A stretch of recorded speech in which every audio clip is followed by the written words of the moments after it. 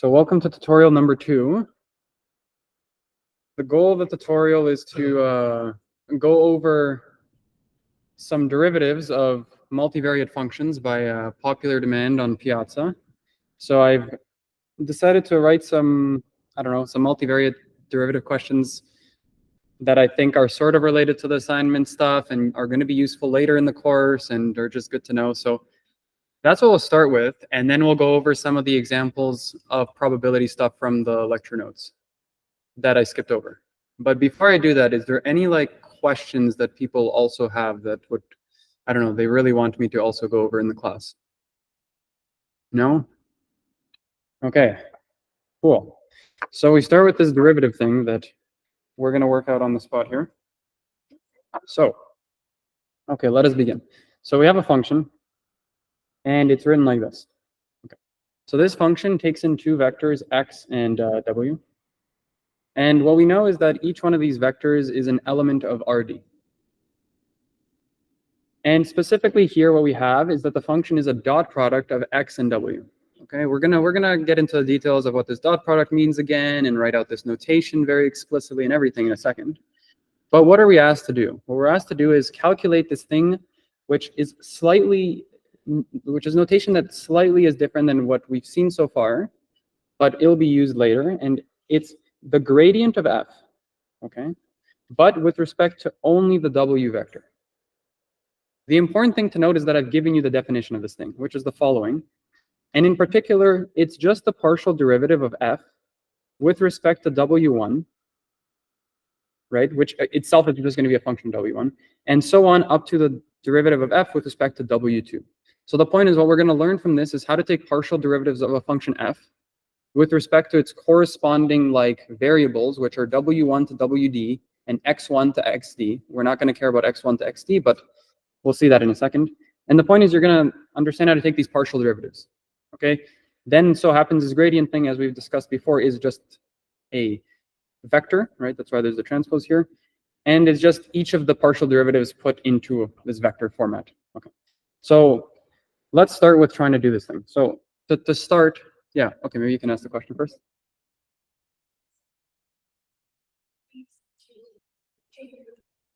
No. So the upside down triangle has is called the gradient. So this is the gradient. And this would be referred to as the gradient of f, right? This is the gradient of the function f. And the gradient will also output a vector. It looks something like this, like outputs a thing like this. And here I've indicated that we only want the gradient with respect to this w vector. What you saw in the course notes was things of the following. You just saw this, and you would just see this of f. And here, okay, let's do another function like g. You saw something like this, and then I would write something like that, and then I would say, oh, g of x is equal to something like this. Maybe it just outputs x. Not that interesting, but and then the gradient is take every single partial derivative and just put it into a vector format. So take the first partial derivative, the second, so on up to the last one. And that's what this w indicates. Does that make sense? So we're going to see why we care about this thing at all very soon, actually, in the lectures. What it's going to do is it's going to tell us how to basically, okay. So we started with functions. And what's going to happen is we're going to want to find the minimum and the maximum functions. Okay. And the usual approach you've seen to do this is take the derivative of the function and set it to 0. But when it's a multivariate thing, the derivative, there's multiple dimensions of the derivative. And so the story is we're going to have to set every single kind of dimension to 0. So the gradient tells us the derivative in every dimension, for every variable. And then the story is to optimize over the function, which means finds the min or the max. We're going to have to do something like set the gradient to be 0 in every coordinate. And that's going to happen later because what is finding the min or the max going to be?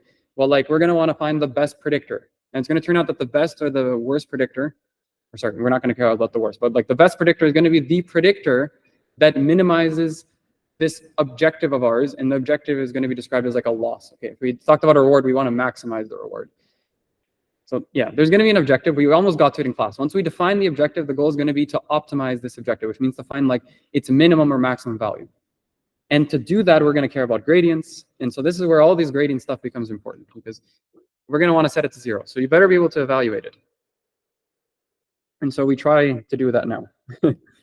So this is like, I am pointing out, this is going to be like one of the most important operations you're going to do in the whole course, actually, is this exact function here. This is sometimes said, well, it's not some, it's, you would call this thing a linear function. This is a linear function. And it's linear because these things are just, there's no squared or anything like that. Okay, that's, okay, so let's try, and to try doing this, let's first, let's just get a handle of like, what is this dot product notation and how to think of it in many different ways. And then we can take the derivative, because then it should be easy once we know this. So the first thing is we have this function and it looks like this. Okay?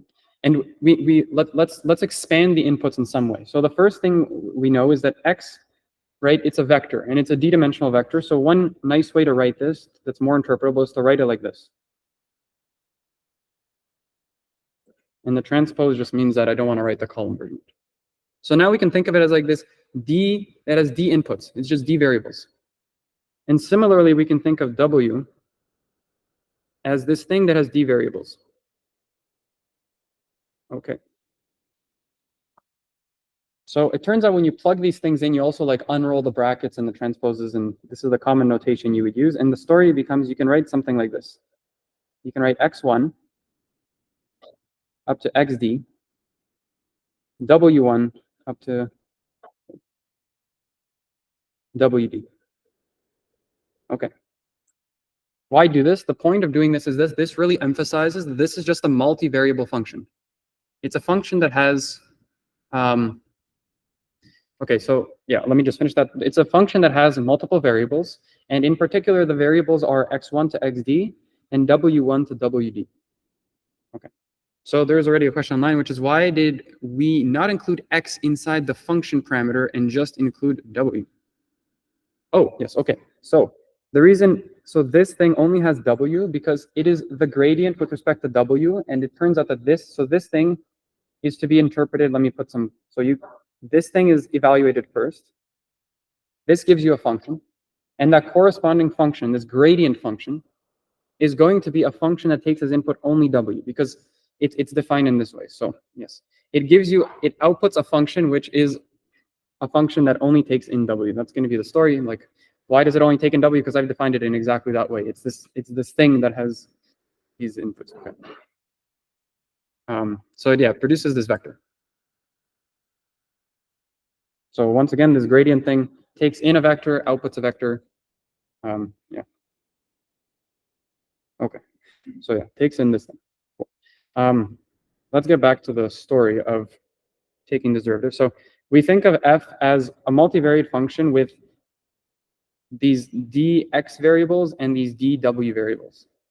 And we've seen how to deal with like multivariable functions a little bit in class, but we want to take the derivative, okay? And in particular, it's this gradient, but like we're going to take each one of these one by one. That's what we're going to do. We're going to take this one by one by one.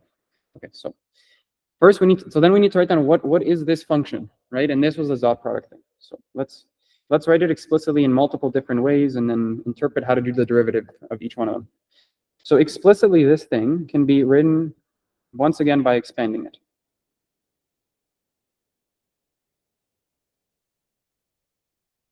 Okay.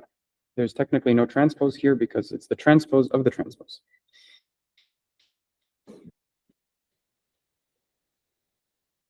And this thing's transpose. So this becomes a little bit weird because, let me just draw the, yeah, okay. You can think of this as like the following. So I don't write the transposes, which is obviously just equal to this. So like, just so you get familiar with all these notations.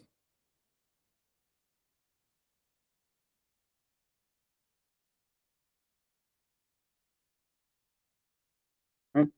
The transpose just means make it vertical. This is the usual way you think of a dot product. You put this thing as a row, you get this guy as a column.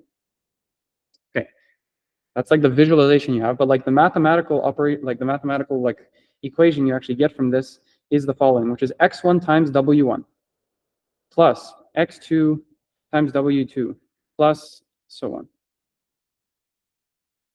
Okay, so what have we done? We've kind of like expanded the whole equation now to see how does this thing behave as a function of x1, w1, x2, w2, so on.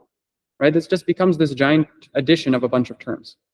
And now let me introduce some more notation that's going to be used a lot in the course so that you're familiar, is you can write this thing as a sum, right? What is that? This is a sum of d things. What do the d things look like? They look like xi, wi, right? And where does I go from? I is going from the values of 1 till what? D. Okay, so this is going to be like all this notation is equivalent. It's going to be used a lot in the course. And in exactly this format, this function of this dot product is going to be like at the heart of all of our predictors. This is what all of our predictor functions are actually going to look like. And then some function applied on it. But this is going to be the thing. Like, so it takes in this vector, gives us a number, right? And then you can do things like square that number and things and so on. Okay. This is very important to get familiar with this notation. I'll probably exaggerate the same thing in the lectures again later, but it's important here. Okay.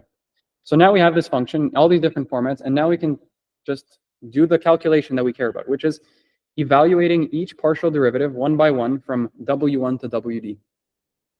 So let's do that. Okay. So I would write the partial derivative of f, right, with respect to W1. That's the first thing I care about. Okay, so I look at f, and this is probably the most useful format that like is very explicit to look at. And I take its derivative. So I look at where is W1. W1 is only here. Everything else does not have W1. So everything else is treated as just a number. So the derivative of everything else with respect to W1, well, that's 0. Right? The derivative of a constant with respect to a variable is 0. So all that I'm left with is taking this derivative. What is that derivative with respect to W1? I take x1 as constant, and so it's just x1. This will be a derivative you see a lot in this course as well. Okay. So it looks super simple, but like it can get confusing when you just start from this notation and then you get to this. And that happens, that's going to happen later on, but like we'll start in this explicit way. Okay, so you got the first thing. And unsurprisingly, the story is the same for all the W's. So W2, once again, this is the only term that contains W2. All the other terms are treated as constants. The first one has only W2, so you treat x2 as constant as well, and you get x2. Okay, the story becomes all these are the same, dot, dot, dot, and then you get to D, FD, WD, and that's also XD. So I can just take this whole thing, right? Put brackets around it. Okay, so I have all these things, and now I can put brackets around it and write this transpose, and then this is exactly the gradient of f with respect to the W vector. And this you should just interpret as this is the notation. I've defined this notation for you. I've told you this thing is exactly this thing. And it outputs this. And yeah, there's some like, okay, there's some slight notation which like it might be weird here. So like I said that this thing is actually a function of W1. And then I told you it's x1. Well, technically that's a function of W1. It's just the constant. It's just this thing. This is just a constant. That's still a function. To like just to highlight, if you instead, just to like maybe explain why this makes any sense, it's like if instead imagine that you had W1 squared here, then this derivative would no longer be just x1. It would have been like this derivative here would have been like 2 times x1 W1. Right? And so now you could see that this thing would actually be a function of W1, just to like not confuse you why this is okay. But we're not going to need to know any of this for this part here yet. And so, yeah. Okay, so we write all of these things are technically functions of W1. And so, yeah, this is all fine. So we have this thing, and this whole thing is a function of just W. Okay, so this is how we would write this whole gradient term. You take each derivative one by one. You take it in terms of the corresponding W's. And when you take a function, like a derivative in terms of that W, what do you get back? You get a function of that W. In this case, the function is just a constant. So like it's okay.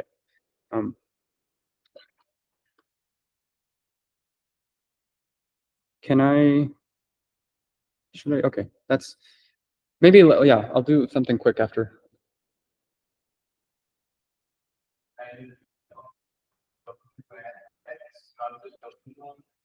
So no, so the partial derivatives are always defined as functions of just the thing you took the derivative of. So you hold everything constant, right? So when you take the partial derivative, you say everything is a constant. I now take the derivative of just that thing, and I treat only the thing I take the derivative of, which you can think of like I only think about how the function is going to change as I change this one variable. And so then, yes, it only becomes a function of that one variable. It's telling you exactly what is the rate of change of the whole function if I vary just this one variable. So this tells you if I move w1, how does the whole function change? And the whole function changes in such a way that the rate of change is exactly this. It's always this. It's a line. Like what? Like let me. If I just drew this thing in terms of just w1, like it would look something like this. This is w1, and you would have this thing, and this would have a slope of x1 w1. So the rate of change with respect to w1 is exactly the slope x1. This is how it's to be thought of. So it's the function. Yeah, it becomes a function of only the thing that you're taking the derivative with respect to. And that's all. And let me, since we already have all this thing here, I can take the derivative of a different function. So let's say I define g. Okay, I'll define it in this summation notation to make it clear. So I could have a function g, which is also a function of x and w. But to make it more clear about where the w part is like coming out, I can write this thing as this function, which now instead of just being xi wi, I do xi wi squared. Right, so this is a valid another function. So like, okay, this was the solution to that question above, just to be clear. Now I'm just doing like another question, which is that if you had g like this, what would be its derivative? And so yeah, you write this thing explicitly, you get something like x1 w1 squared up to xd wd squared.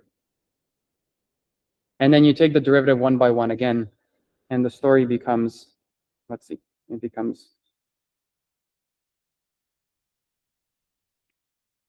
the following, which is you take the first derivative of now g with respect to w1, and this becomes a function of w1, and you'll actually see the w1 now.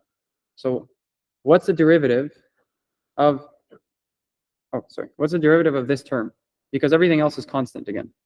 So the derivative of this term with respect to w1, right, is you take the derivative, like, okay, so you treat x1 as a constant, and so now I just have the derivative of w1 squared times a constant.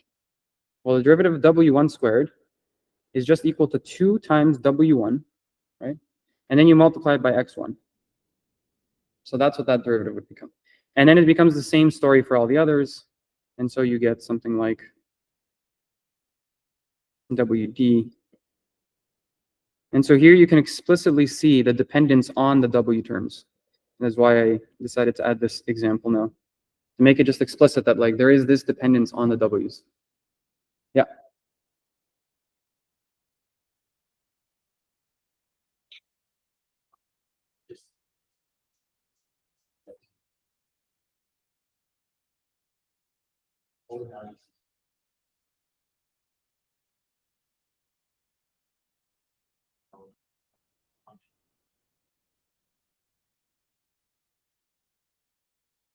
Mm-hmm. So yeah, so like notice one thing, like this is just a notation, and then I tell you what's the inputs. Here's another notation that also has g, and like I have some things here and here and whatever. So I have some other notation, and this thing, it gives me a sum function, and the function's only of w1. And so like, yeah, this thing, it gives me some function. What are the inputs of the function? They're w, like, and we can immediately see how those inputs are used. This is where the w1 goes, and this is where the wd goes. I could explicitly have written this thing, right, as like, as this thing, and then written like w1 up to wd. And then you would see explicitly this thing, right? It depends on these inputs, and in what way? In exactly the way that it goes here, and then it goes up to here. So these are the inputs, and it outputs this thing, which is a vector. How does it use the inputs? It uses it in exactly this way. For the first one, it uses this. For the last one, it uses this, and that's it. It just tells you this is how it uses my inputs. Yeah. Okay. So that's this example. Quite an important example, actually. And now we try a little bit more complicated of an example that requires the chain rule with these partial derivative things and has some functions of other functions. And it turns out to actually also be a very simple solution, but we can go through the steps. Okay, so what is the question? I've reused the same function from before f. However, I've added some compositions of the function, and compositions just mean one function gets passed into another function. So in particular, I've defined one more function, this L function. And it's not a coincidence that I'm using L and it's used in the assignment and stuff like this. This L, usually we're going to refer to this term called the loss function. We're not going to actually need that for this question, but yeah, this L thing, just another function. And it takes two inputs, y hat and y. These are variables here, right? These are just variables. And these that's not D. They're just numbers. And what is this thing going to do? Is just going to take this number, y hat, take its exponent, like its e to the y hat, and it's going to subtract y. It's just going to take like this difference of the two things. That's just another function. Now we can compose the two functions. In particular, this function, right? It gives you, like, when you take a dot product, what do you get? You get numbers out. You get elements of the reals. And this thing takes in inputs as real numbers. So I can just as easily pass in as input a number here. And the number is the output of this function. So this is valid notation, right? And so now I think of this thing as like my y hat. And yeah, so hopefully this thing makes sense. I take the L function, I pass it this as the y hat, and this is the y. And this is fine because this thing outputs numbers. Okay. I can also write this thing as another function, like as a function h. And I can think of this thing as a function that takes three inputs now. It takes in as input x, vector, y, w vector, and y. And it applies them in this exact way. And I can give the explicit form of this object, right? So let's write it explicitly. So this is the, so I apply L, that's the exponential function. And now I need to pass in y hat. Y hat is a placeholder for the first input. What is the first input? This. Okay. So I can write f, or I could write the explicit thing. So the explicit thing is this x transpose w vector thing, right? And then I subtract y. So I can work with it in all sorts of ways. I can just, this thing is clearly a function of these three variables. And actually, well, these three objects, these things have multiple variables to them. And yeah, I can work with it in this form, or I can think of it as in this form. And we'll do the derivative of both ways. So we could just directly do the derivative of this function in terms of things, or we can do it in terms of this composition thing and do it one by one using the chain rule. Okay, so you can always do this with, like, when you use the chain rule, you could have always just technically plugged everything into your function and done the derivative from like first principles, or you do the chain rule. And we'll do both and see how the chain rule kind of makes this easier. Okay, and then the question is a similar question to before, which is I want the gradient with respect to w of the function h, which is this function.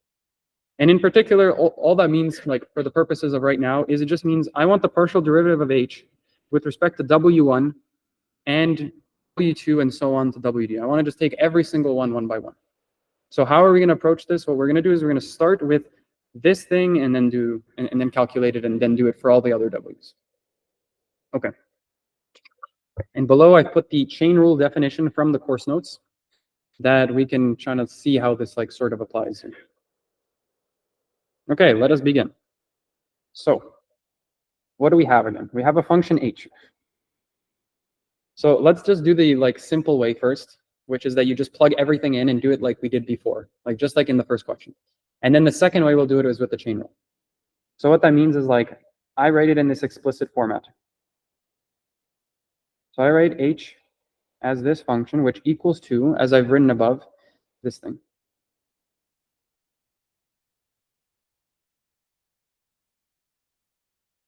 Okay. And I just want to see one thing of how I did here. Okay, I'll do it in the same format. So before even writing this equality, I'm just going to write one more thing to really emphasize that this thing is a function of many variables. It's a function of x1 up to xd. It's then a function of w1 up to wd, and a function of y, right? There is 2d plus 1 variables here. Just one more variable than before. All we've gotten is this new variable y. Before we didn't have y, now we have y. And this is the function. And so explicitly, I can do everything as before. I can write this thing explicitly. This thing is explicitly the exponential of what? The dot product. And I can write the dot product in two ways. I can write it as x1 times w1 plus all the way up to xd times wd minus y. And right, and this thing's just a number, totally fine to plug it in, or the notation you might see. And here you can already see why this writing this exponential notation, I'll point out in a second, is really useful, because I could write this as the sum that we saw earlier.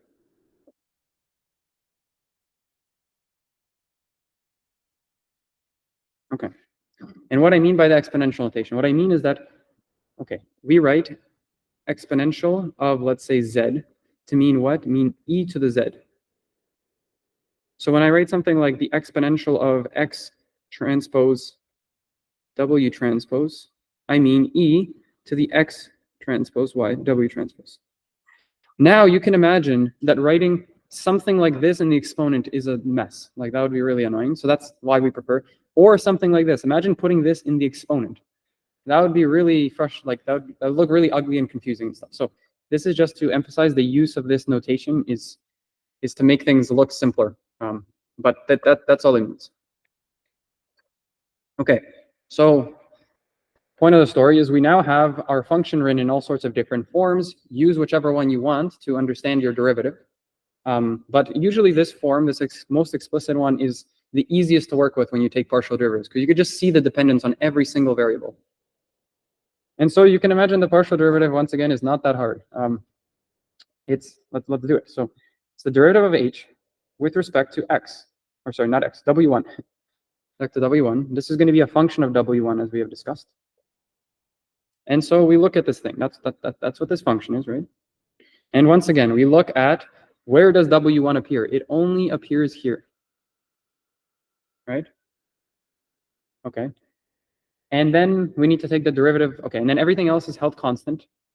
And so then we need to take the derivative of this object with respect to w1. And this thing is going to be, the derivative is going to be 0, because it's just also held constant. And so here I realized that, okay, like technically you need to do the chain rule here. So let's do the chain rule. So, okay, we have this function called this like exponential of something, right? So we had this notation. Okay, we didn't have the notation. So I'm going to do the chain rule steps, and then we can refer to how it maps in a second. So I'm going to say that this thing is the same thing as the derivative of h, right, with respect to this, okay. Let's call this thing y hat, okay? And then I'm going to do the derivative of y hat with respect to w1. Oh. Now I need to define what is this y1 thing. And I'm going to call, or sorry, not y1, I meant y hat this time, sorry. Y hat, what is y hat? Well, y hat, I'm going to call this like exactly this, okay, it's exactly this function, f of x w. And that makes sense. Like if we look above, it's exactly kind of what I was, like this is my y hat. And then here, what did I plug in for y hat? It's this. So I'm giving this a name.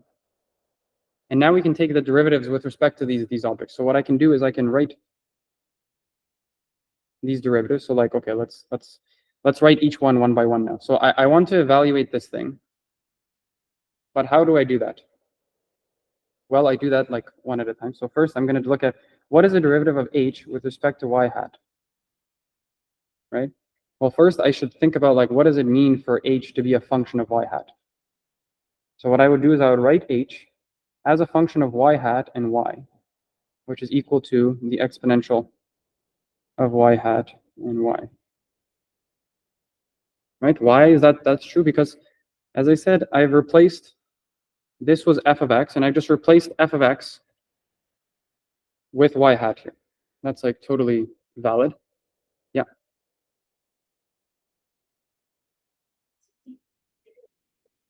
Sorry? Yeah, so it's just a real number, like it's just a variable representing yeah, so it would be a did you say unit vector? Yeah, it's just like a unit vector. If it's a one-dimensional vector, then yes, that's what you mean. So it's just an element of R. Yes. And why does that make sense? It's because this function produces values in R, right? It takes dot product, give you values in R. And it also makes sense because this function, as I defined this y hat, is an element of R here as well. So yes, that thing just represents the output of the function. We're using a variable to represent the output of this function. And so now we think of this thing as like this thing, but then like this function. But the nice thing is we can now talk about the derivatives in an easier way. We want to take the derivative of this function with respect to y hat.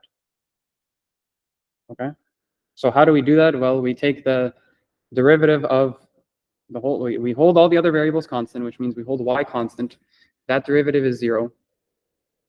And then we just need to take the derivative of this thing. And what is that derivative? Well, I told you in the notes, there's a formula for it, and that derivative, so there's a function of y hat, that derivative is just the same thing. So the derivative of the exponential function with respect to a variable is just the exponential function. Okay. There was a question online as well asking if y belongs to Rd or R, and the answer is just R, right? This thing, there are. And same with y hat. Okay. Yeah, there's a. So when you have the derivative of h and w1, like the terms of w1, for the right side, it's also inserted in w1. Yes. Like exactly equal. These are exactly equal. So this thing produces a function. That's a function of w1. So like once again, sometimes we can use brackets to make this very explicit. So you can think of like this producing a function that takes as input that thing, and this thing produces a function which takes as input this thing. And yeah. Okay. And that's how I think it's, okay, maybe not that, but yeah. Okay, so we've done the first part, which is the first derivative, the dh of dy hat. And that just gives us the exponential of y hat. And now we need to do the second part of the chain rule, which is this derivative here. And what's that derivative? Well, we've already, like, we've done it, right? Y hat equals to, okay, we have it above, but so this thing right here, the d of y hat over d w1. Well, what is that? That's just the same thing as the derivative of f with respect to w1, right? Because these are the same things. And so then what do I get? Well, I get, what did we get before? We got x1. So that's what that is. That's x1. Okay, so now we piece it together, and let's do that. So I take the first thing, which was this exponential of y hat, and now I can plug in y hat. So I can plug in what it is. It's x, it's this function here, right? So that was this first derivative. And then the second one, we multiply by the second one, which is x1. That's the second derivative. Okay. And now we can like explicitly write what it is, and we would explicitly write something like, this is the sum maybe of I1 to d of xi wi times x1. So it's x1 here, I is in here. Okay. And just like, yeah, roughly speaking, what was like the story of this chain rule stuff? The story was, take the derivative of the outside function, which is the exponential, with the inside term as like a variable. That derivative was just the x, like you take the derivative, it ends up being exactly the same term. That's what we got. Then the next step is take the derivative of the inside function with respect to the variable that you actually care about, w1. That's what this x1 was. Okay, so we've gotten like this the first answer, and maybe I reorganize things a little bit and move this here. Okay, so we have this thing, and it turns out that the story ends up being the exact same for all the other w's, and so we have that the gradient with respect to w of h, which is a function of w, like the w vector, is equal to exactly this exponential of sum I equal to 1 d xi wi times x1 up to the dth version of it.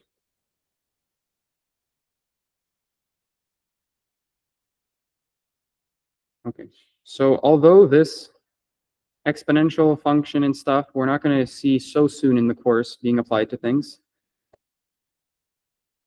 this idea of having like a linear function, which is this like f being x times w, we're going to see that a lot. And then we're going to see this L a lot, but it's going to be a different function. It's actually going to be the exact same one as your assignment, as in the assignment, which was, there was this different question version of L in the assignment, which was y hat y equal to y hat minus y squared. And it's actually going to be the loss function we end up using quite a lot. And what does it do? It compares your y hat to y, takes their difference, and then squares it so that it's just a number, so it's not negative or positive. And you're going to have to do the similar process. Like this is exactly what's happening in the assignment, something like this, except in the assignment, x and w are just elements of R1. Like there's no D. So I made that simpler in the assignment, but there's like a similar story. You have these like, it's just x times w, because that's a dot product if they're both in R. Then you apply some function. So then you have to apply the chain rule in this way. And then you apply another function on top of that, which is like summing them up. Roughly speaking, that's going to be called summing up the loss of all the loss of all the data points. It's exactly what we're going to see. So getting comfortable with that is quite important. So, and then when we try to like what's going to be called like optimize over this, finding a good predictor is what optimizing means. We're going to need to take the gradient of it. And so that's why we care about this gradient stuff. So this is how it would look. You get a vector. That's what the gradient outputs. And it's a vector of all the partial derivatives in the inputs. It tells you the rate of change of each little w, like the rate of change of W1, W2, W3 up to WD and that's what each input tells you. This would be like the rate of change of my function h with respect to w, moving w a little bit. This is called my rate of change of this, of the function h with respect to moving wd a little bit. Yeah.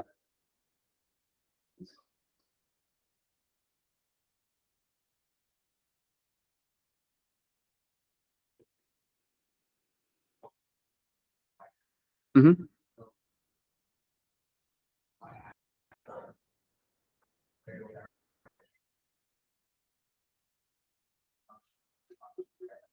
Yes.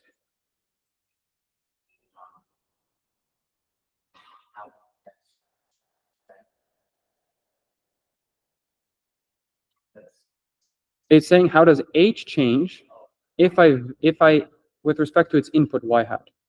So here, like this thing's complicated. It's this thing, but we can talk about how just its output affects things. So that's what y hat represent, right? It represents the output of f, and we're asking how does h, which really is this whole thing, how does it change? Like what's the rate of change of this thing if I vary this input here? This thing is going to vary even more because, like, I mean, it's exactly this. And so if I vary x and w, that y hat varies. That's what this derivative was about. It's y hat varying with respect to w1. And this one tells you how does h vary with respect to y hat. It kind of makes, like, intuitively, it should sort of make sense. It's breaking up into two parts. Instead of asking how does this whole thing vary with respect to this thing, like a w1 or wi in there, it breaks it up into two. The first asks, how does this function vary with respect to some variable input? And then it asks, how does the inside thing vary with respect to the actual variable we care about? It turns out that like it's magically, like not magically, but like it decomposes in this multiplicative way, and it's true and it holds. But yeah, that's the property you need to know, that it does it's not that it adds up, it multiplies together. And it's not even that it's like, it could have been in the exponents or something, I don't know, but like it turns out to multiply. That's the property that's important. Mm-hmm.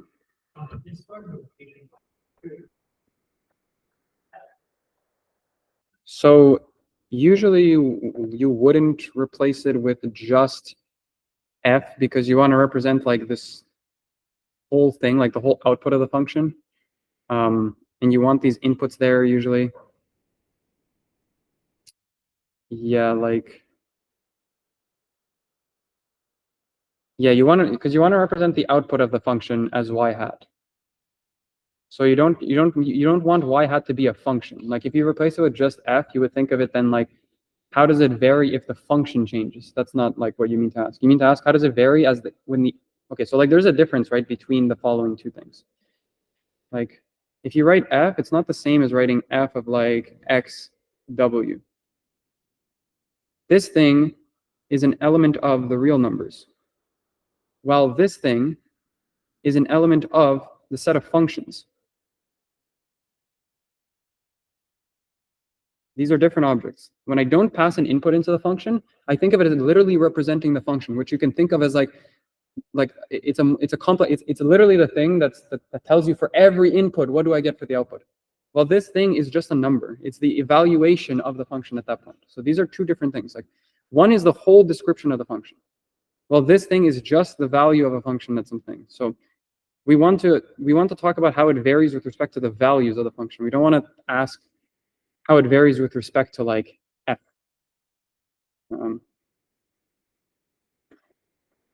Yeah, usually that's not how you write it. There's some.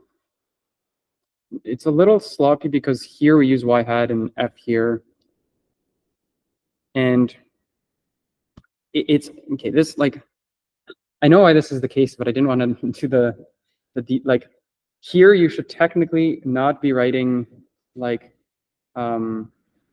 y hat here, but you should technically write just f like this, because you don't want to talk about the variation with like, oh, okay, yeah, it becomes a little bit sloppy. We write this y hat thing, but really these things are kind of like different things, right? As I just said.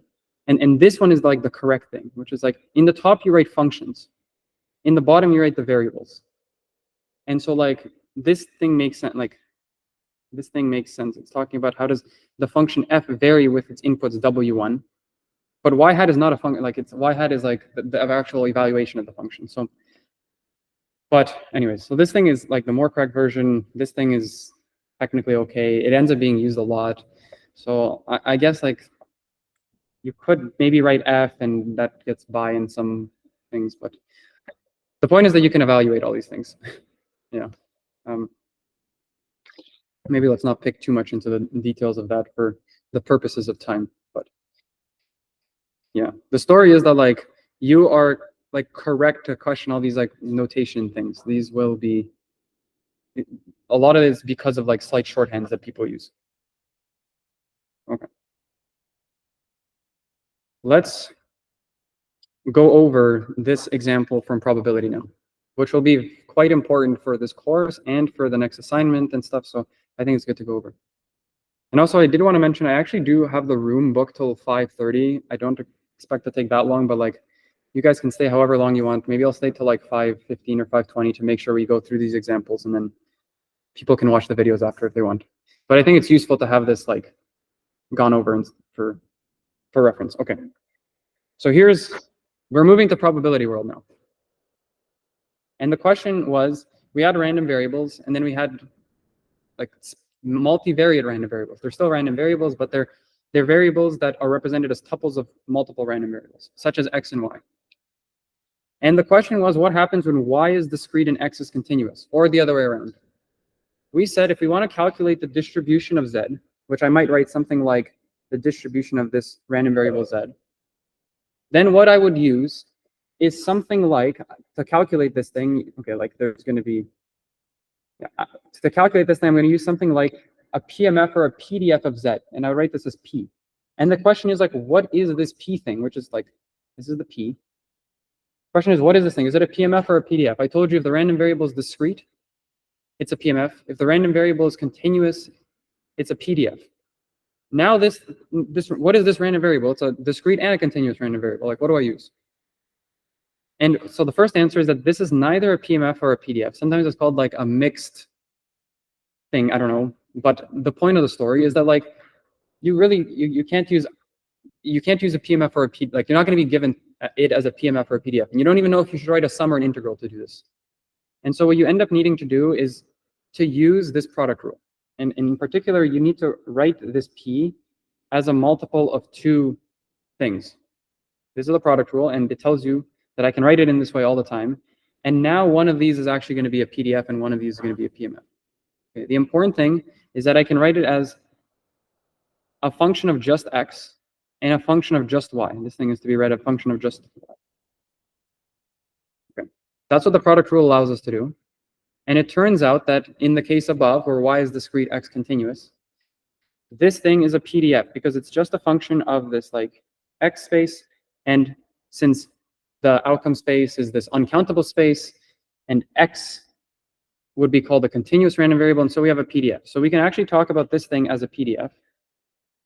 And we can talk about the other product term, which is this conditional thing, as a conditional PMF. Okay? And what does this allow us to do? What this allows us to do is actually evaluate this object. Like that's what we're gonna do. Okay. So let's just do this through the example. So the example is not that long actually. Okay. So here's the setting. As I said, X is from like this uncountable space. An uncountable space is an interval.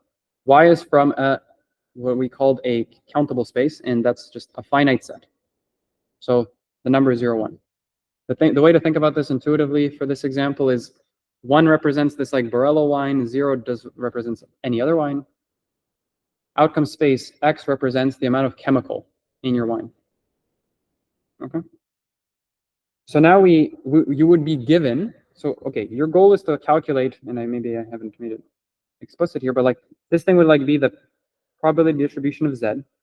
That's your look. Let's just get to the goal first. So the goal is to calculate this distribution, and like particularly at some event. And this is the event that the amount of the chemical X, right? That's a random variable. The amount of the chemical is between 0 and 50. We could think like you have between 0 and 50 milligrams of the chemical, and the wine is Barolo, right? This is what this is to be read as. What is the probability that if I have some wine, I don't know what it is, like, or whatever, like I just have some wine, someone gives me a wine, that's what it means to get like a random Z. And that Z would be represented as an X and a Y pair. What's the chances that that wine has X between 0 and 50, meaning the amount of chemical is between 0 and 50, and that the wine is a Barolo wine? That's the question I'm asking you. That's how that question would be written. Maybe I can write it in words. So this is like, what is the probability a wine, which is denoted as Z, okay, which is equal to this random variable X and Y, has 0, okay, yeah, 0 to 50, say, milligrams of a chemical, and is a Barolo wine. So this is what this thing is actually asking. That's the event. The event is that this random variable is in this event, and then this other random variable is in the event 1, which we always do this shorthand. Okay, so this is like what this is asking, and maybe I can write the order differently for calculations. Okay, so that's where we're at. So that's the question we want to answer. And like, how are we going to answer it? So let's just like try answering, and then I'll tell you the information we have above, because we're going to immediately like encounter the problem of we need this information to answer this question. And let me just move this thing down to everyone. Okay, so this is our question. And so the way to calculate it is always using these like things I called helper functions, which are like PMFs or PDFs. Okay. And so the story is I need to write some integrals or sums, and for whatever reason, and I'm just gonna write something first, and then we'll talk about why I chose what I chose. So I'm gonna write something like this.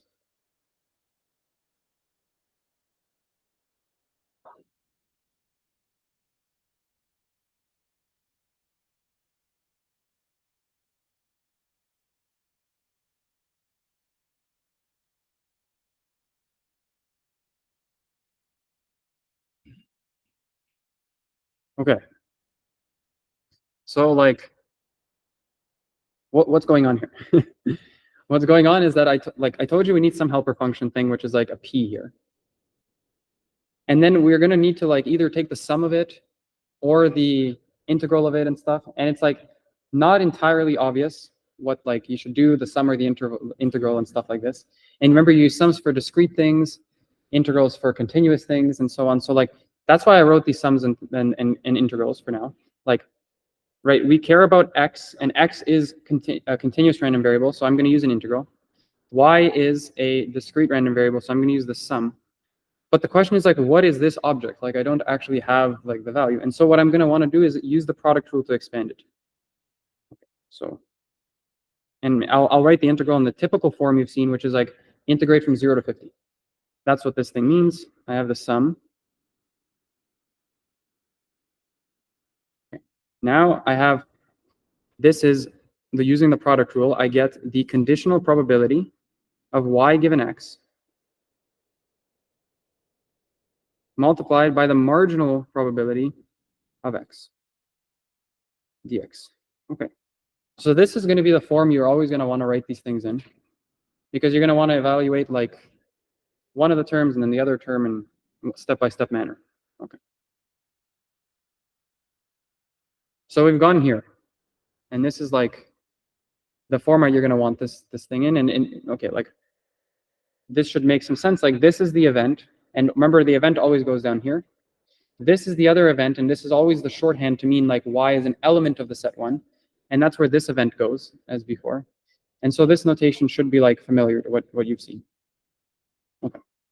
So now the last step to evaluate this thing is someone needs to tell you what is the corresponding like PMFs and PDFs, right? Like when we ask you to evaluate probabilities, we need to tell you like what is like the probability of things. Like if you don't even know what the random variable, like what kind of distribution it follows and stuff, how can you calculate anything? Like if you're told you have a roll of a dice, but you're not told if it's a fair dice or anything, you can't calculate the probability of something. So someone needs to tell you this information.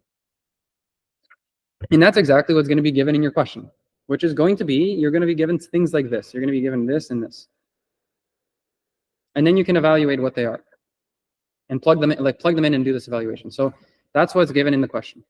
And what's given in the question is that this marginal PDF thing is a uniform. Okay, this is a little bit sloppy. Let me just write. It would be written that the distribution x is a uniform distribution. And what that implies is that the marginal PDF, which is this little p, is equal to this like uniform thing 1/900. So you would be told something like this, and knowing this, like from the lecture notes, a uniform distribution has a corresponding PDF of the following. This is just like given information, or like I might explicitly give this to you or not. You just look at the lecture notes. Like visually, this is what it looks like. It means that the density is uniformly spread out between 0 to 900. So it's 0 to 900. So the density here is uniformly spread out. And if I want like the probability of some area, I would integrate from some region to another region. So in particular, the region I cared about in this question, right, was 0 to 50. So that integral, like in some sense, is going to give me this area here. That's what I'm integrating with. Okay. Then there's, that's one probability distribution that we know about. Then there's another probability distribution that we need to know about, which is that, what is this thing? What is the probability of like the wine given X, given some amount of a chemical? And that turns out to be a Bernoulli. That's just given again. And what that means is simply the fact, and okay, here we have this parameter that depends on X, which kind of makes sense. Like here, this is conditioned on X, meaning like for different X's, I'm going to have a different distribution. And in what way? In the way that, remember, this thing describes kind of like the probability that you get the number 1. And this is saying that which in 1 means the probability of getting a Barolo wine here. So this is telling me that as X increases, right, this thing becomes a larger number. And so my probability of getting Barolo wine increases if the amount of the chemical increases. This is like how this should be read as communicated. So that means that like okay. So this is the definition of the PMF. And it tells me that I get the value of 1, which is like a Barolo wine, with this corresponding probability here. If X is larger, then the probability is going to increase of getting the wine. And in particular, for the value of 100, so when the chemical is at exactly 100, the probability of getting some wine, or sorry, getting a value of 1 is going to be like this 1/9, while if it's the probability of getting another wine is 8/9. Okay. So anyways, this is like a lot of talking about how to interpret these. At the end of the day, what you're going to do to calculate these things is you're going to plug them in.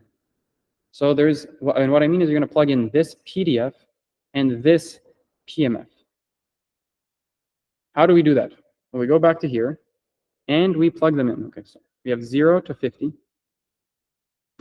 Now we need to first, okay, so we're going to need to remember what things are here. But we care about this thing for y equals to 1, right? what is the value when y equals to 1? Well, it equals to x over 900. So we plug that in. Like this sum is literally just one object, right? It's a sum over one thing.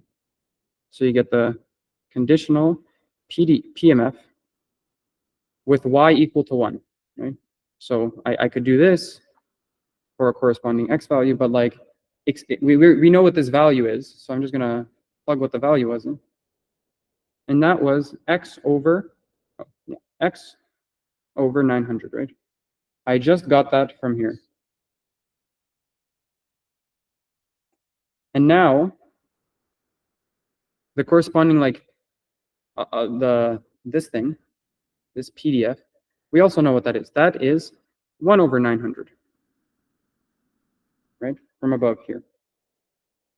So all I've done is plug these things in a very like slow and tedious way to really communicate what's happening. And so I've already evaluated the sum inside. I've just plugged in the values and taken the sum over one object, just one. Turns out like if I had more things here, then there would be more things added together. Here I just have one object. And so I get this thing. So this is like a pretty simple, this is all we're left with, and we just need to evaluate this. This turns out to be a pretty simple thing, right? Like I can take out the constants, and what that means, I can take out 1 over 900 squared, and I'm left with the integral of 0 to 50, right? Of what function? Of the function x dx. And this integral is I can do is 1 over 900 squared, right? And then I take what's called the antiderivative and evaluate it at 50 and 0. So that would mean this is the antiderivative. That's how you evaluate the integral, right? And then you evaluate it at 50 and 0. And then finally, like finishing things, I end up with 50 squared. Okay, let me write everything explicitly. There's 1 over 900 squared. And the way you evaluate this object, right, is you do 50 squared over 2 minus 0 squared over 2.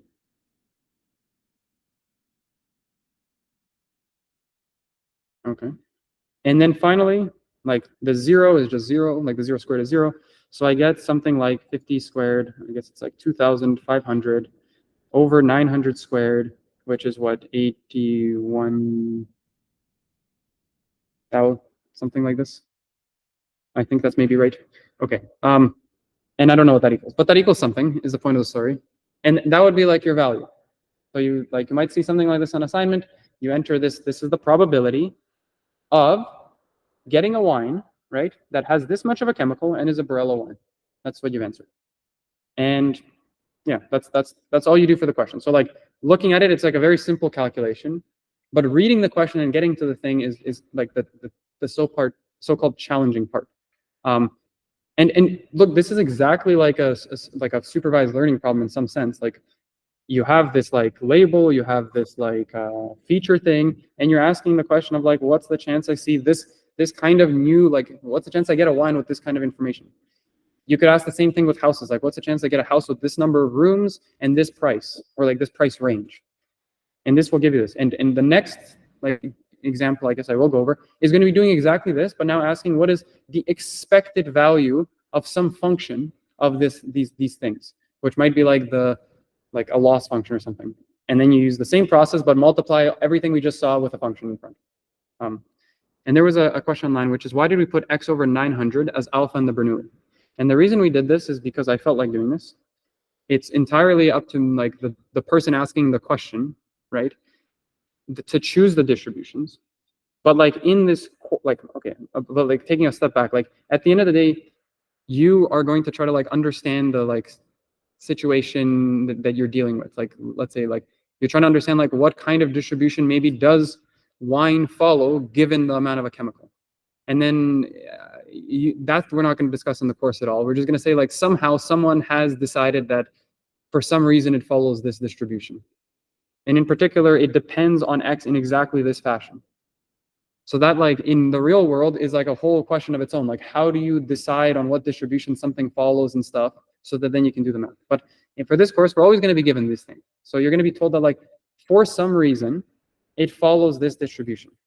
And I just chose this one because it has some like maybe intuitive meaning towards it, which is that it depends on x, right? So this thing tells me what's the probability, and you can read the PMFs in this way. What's the probability of getting some wine being Barolo or not Barolo, given some information about the chemical?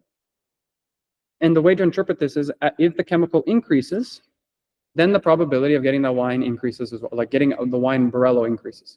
And you can see in the extreme case, if X equals to 900 here, right? Yeah, so like P of Y of X, Y equal to 900. Well, then for this being 1, well, this is 1. So the probability of having the Barolo wine, condition on the fact that you have 900 of the chemical, is 1. So like somehow this is communicating the case where increasing this chemical increases the chance, and it tells you that it's more likely this wine is a Barolo wine. And so maybe that's a situation you see.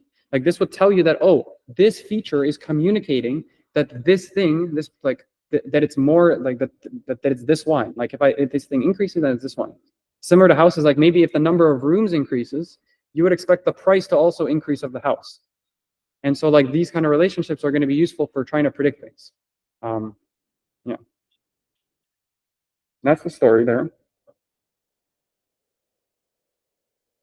So let's do the next thing, which is the exact same example, but now asking for the expected value of a function of this random variable, which is actually what we're going to care in the course and see like a bunch. And so everything's the same as before. So I've just copy and pasted this example, all the distribution and everything, pictures are the same as before. And I've added this like thing from the class, which is the notation we use to calculate the conditional expected values of things. And the point of the story is we're going to pick which ones we want to use here, and then we're going to use it. So here's the question. I need to first define a function, and this function better give me real numbers, because if I calculate an expected value, that's going to be an average over numbers, right? It's going to be like one number times the PDF or PMF plus another one, so on and so on, or like integrated over. So these expected values are always like function multiplied by PMF or PDF, and then you take that thing gives you the average. So the function better give me a real number, like a number, and this is my function I choose. It's the difference between like these two things. Okay, and like yeah, it actually has some sort of like intuition between what this might represent. This thing like might represent the fact that I take in x as like if I get an x, right, and I get some y. So like imagine I get like the amount of chemical of a wine. And then I also get the corresponding label of that wine. I might ask like, I want to predict, let me try to predict what that wine is. So like what's a function I can use of x to predict? And I agree, maybe this like x over 900 function is a decent prediction of what y is. Okay, so like as x gets larger, I predict y to be 1. And that's like a good thing because I know y will be more likely to be 1 if x is larger. And similarly, if x is small, then I predict something closer to 0, like this would be the number closer to 0.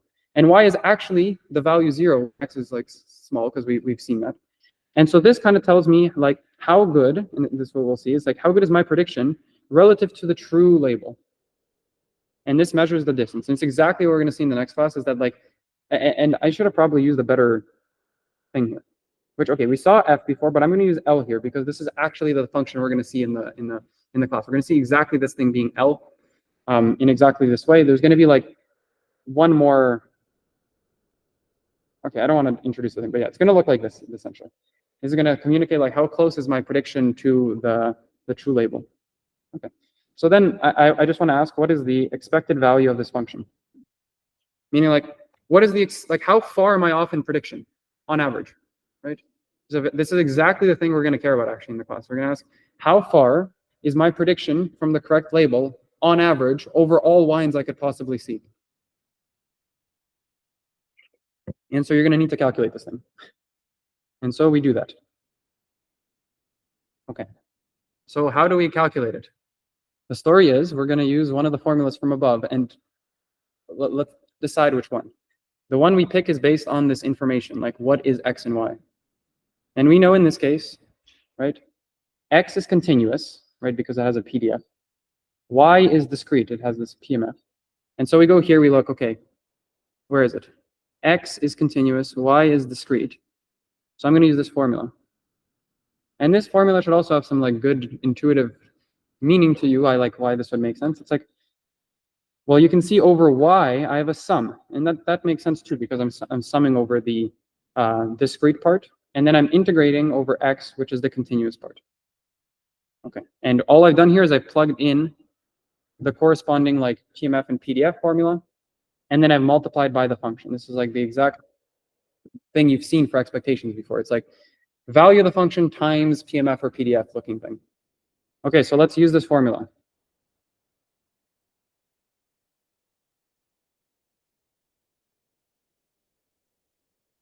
So here it is.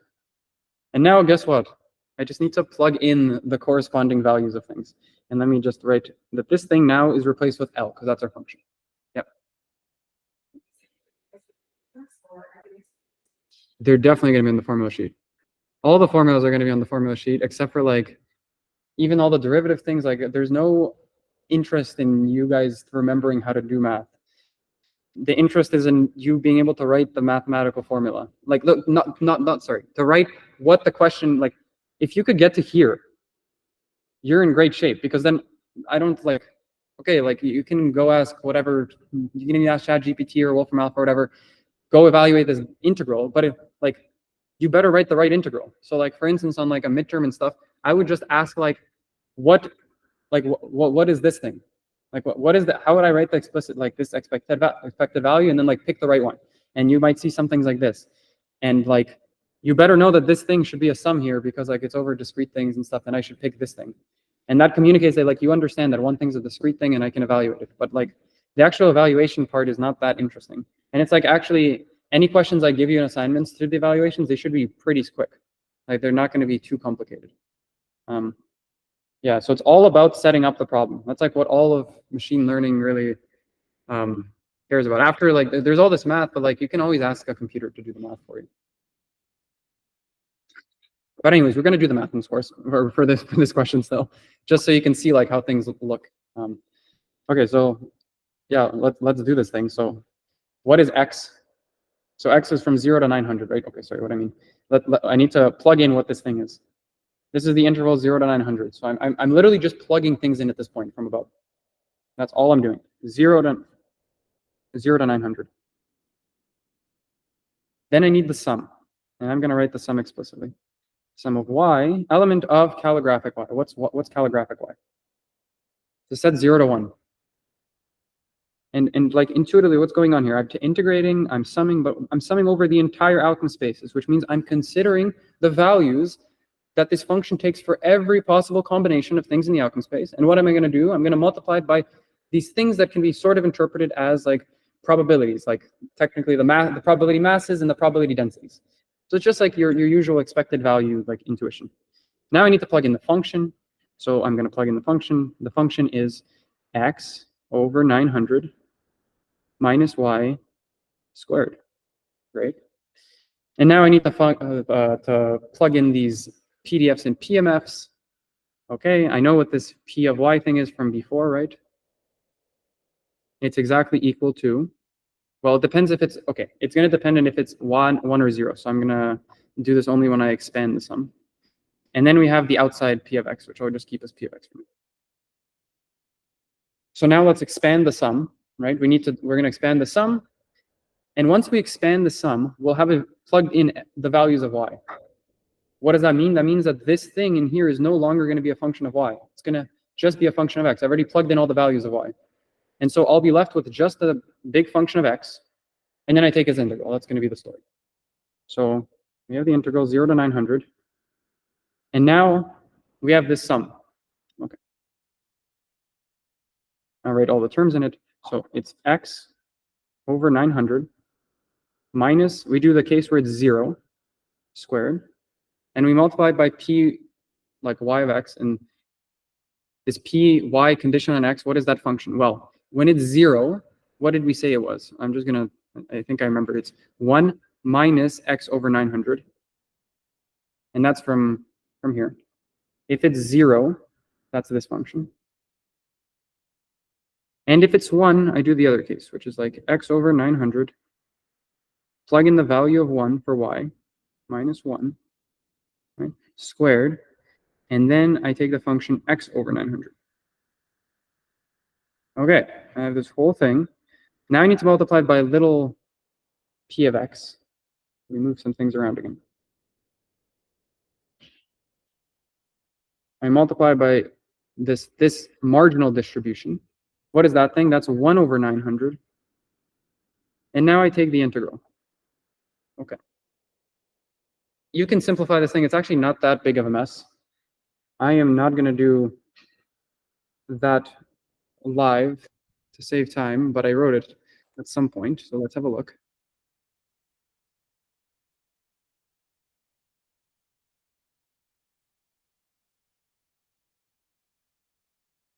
Oh, yeah.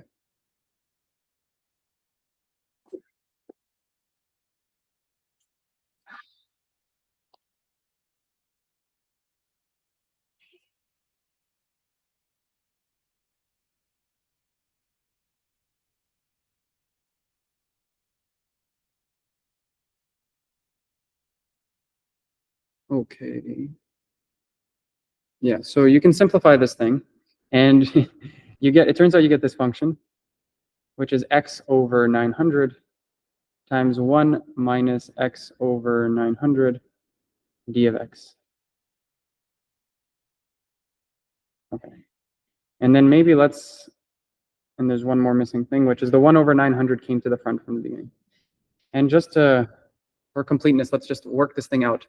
So the way you'd work it out is you'd expand the inside thing. And what that means is you do x over 900 minus x squared over 900 squared.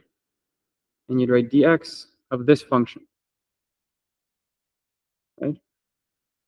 And now you can evaluate this integral. It turns out that this integral, I guess this was discussed in the course notes, like the PDF version, which is that this is the same thing as the following. You can think of them as separate integrals.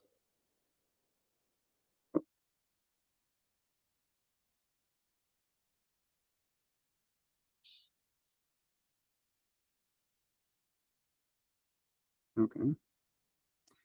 So this is the same thing, but the nice thing is now you just have two integrals that are quite simple that you can evaluate. The x and you can even like move the constants out again. So what does this become? This becomes 1 over 900 squared. I've just moved the constants out over the evaluation of this x integral, right? We've done this before. It's x squared over 2 evaluated at 900 and 0 minus, there's the constant of 1 over 900 cubed, and then you do the integral of x, or the antiderivative of x squared, which is x cubed over 3, and you evaluate that at 900 and 0. Okay.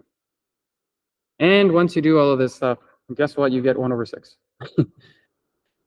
So what does this tell you? This tells me that if I measure this kind of like prediction of the wine relative to the actual y label of 0 or 1, and I measure it in this like squared distance, kind of, that the average error I'm going to kind of have is 1 over 6. This is how you should interpret it. The expected value of this function is 1 over 6, right? So yeah, and that in the course is going to be interpreted as the expected loss I have for using this prediction to predict this label is 1 over 6. And like right now, that means almost nothing to you what 1 over 6 really means, but it's going to mean something when you have two functions to choose from. So if you instead chose this function, like let's say here you chose x squared over 900. Now let's take the expected value of this, see what value that is, and compare the two, and then choose which is a better predictor. Okay? So that's what's going to happen. That's exactly what our learner is going to do, actually. In a very naive sense, the story is going to be saying, it's going to do this. It's going to say, I'm going to calculate the expected value of this thing over every possible predictor function. There's going to be a lot of them. And if I could do that, then I just pick the best one. And that search of trying all of them is exactly where gradients are going to help us. They're going to allow us to search over all possible functions. And the caveat is not all, it's going to be like all linear functions or all polynomial functions and stuff like that. But like, I'm just constantly like kind of foreshadowing stories of what's happening and stuff. But yeah, like this is how this stuff's all related. We're going to care about comparing predictor functions. And in the sense that we're comparing the loss of the predictor functions. Okay. So I'll erase this for But yeah, that's the main thing I wanted to communicate. These are like the two most important kind of calculations. And maybe one last thing to mention is that in the case of where y is like a continuous random variable, for house prices, this is just going to be a price. Instead of having this inner sum everywhere here, you would just have a double integral. That's the only thing that changes. Like now this thing is no longer a PMF, it's a PDF. And the story is exactly the same. And so these are going to be exactly the two cases. There's going to be this thing called regression, classification. Classification has discrete y, regression has continuous y. And that's it.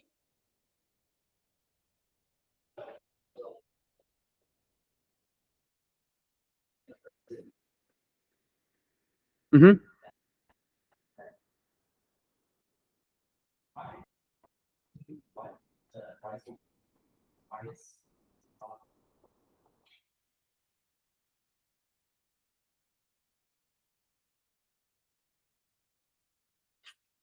Yeah, the P, that's like, it just turns out to be a mathematical wizardry that ends up working for the purposes of this course. When you actually like work with when you work in measure theory world, there's no PDFs and PMF things really. They're all just called these like special things called Radon-Nikodym derivatives, okay? Anyways, they're and they describe kind of like the ratio between, okay, I don't need, but like the point is there's these, and there's no distinction between them, and there you can multiply them for sure. And in general, you don't need to distinguish between sums and integrals and stuff like that. Everything can be just represented as integrals. And then if things are finite, then the integral just becomes a sum. But like, so in general, so that's the story of why things actually work, because then the things are of the same type and everything multiplies and it's all natural. But for like in a probability course, that's too much to explain all these details of why things work. So here is it turns out you can do it with PMFs and PDFs. It's kind of weird, right? Like one's talking about densities, one's talking about masses. Like what the heck?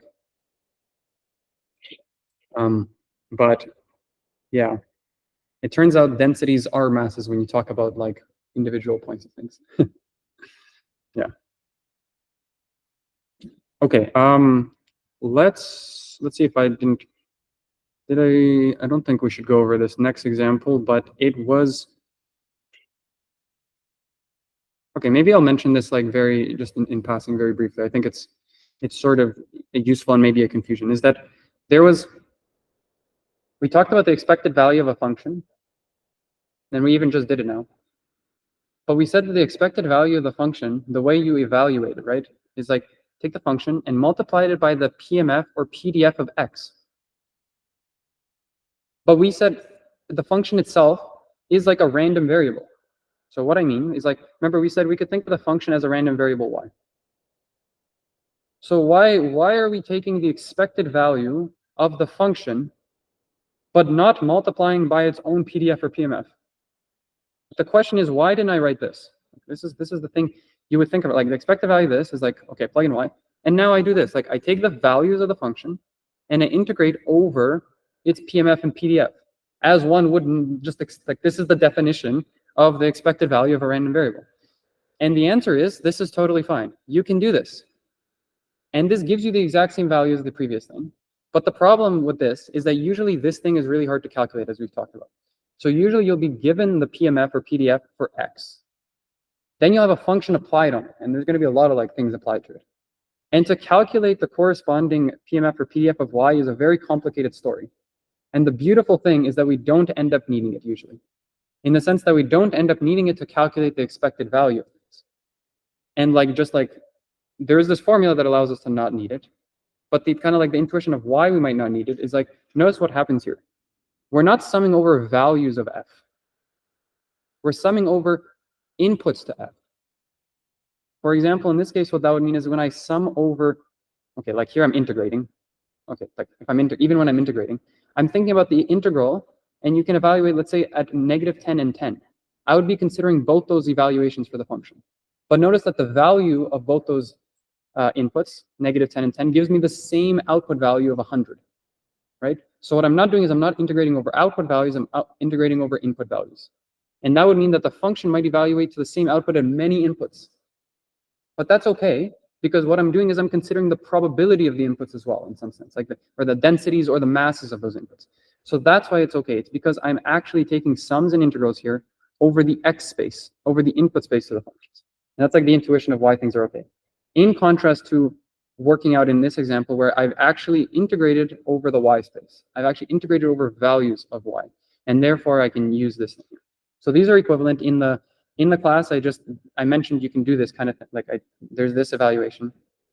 This is how you would evaluate. You like just plug in the function, plug in the corresponding PDF, evaluate. It's a couple lines. If you know this, which I give you in the class, in this example, sorry, you can also do the other way. But for like everything in the class, you're not going to need to know this. But this is like a technical thing that might come up, like in the sense of for your intuition. You might be like, what? Why aren't we doing this? You just told me that this is what the definition of the expected value of y. It's just y times its thing. Well, and f of x is just a function. It's just another random variable. And so this is the reason why. It's yeah.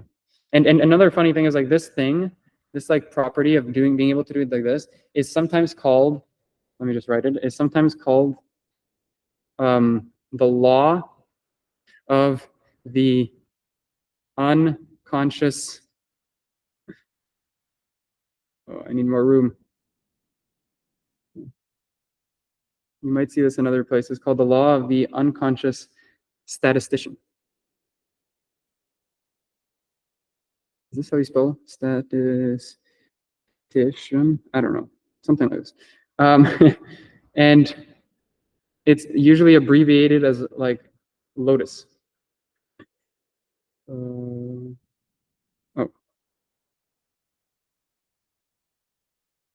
Yeah, I don't know. It's abbreviated as something like this for some reason. But anyways. Maybe I missed something. Oh, whoops. It's this way.